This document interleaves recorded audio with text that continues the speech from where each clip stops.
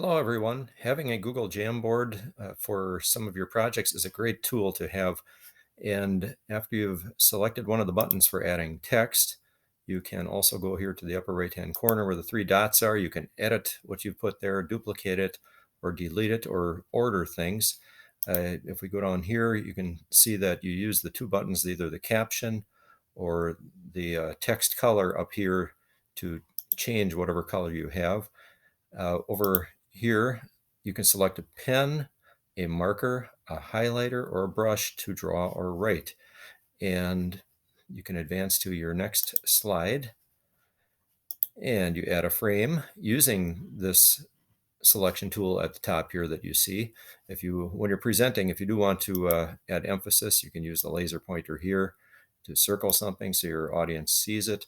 You can also then go to the select tool to go to your next option, and you can write or draw. It is easy to undo, which is right here, or to erase, grabbing the eraser.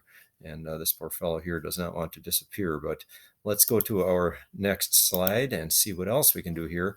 You can change your background. There are 7 different background options here. If you click on this and clicking anywhere within the background and then clicking on this will give you those options. You can add an image of your choice using this button right here. Adding sticky notes provides many possibilities, and there are several options there, different colors, 5 different colors to use. Let's continue on here. And you can add many shapes, but please be nice. And you can start experimenting with drawing and those different shapes. And let's go to our last slide here. Expand the frame bar to see all of your slides. So if you go up here and click the down bar, you can see all of your slides. You can add additional slides doing that and enhance your drawings in any way that you want. So I hope you will add the Google Jamboard to your toolbox.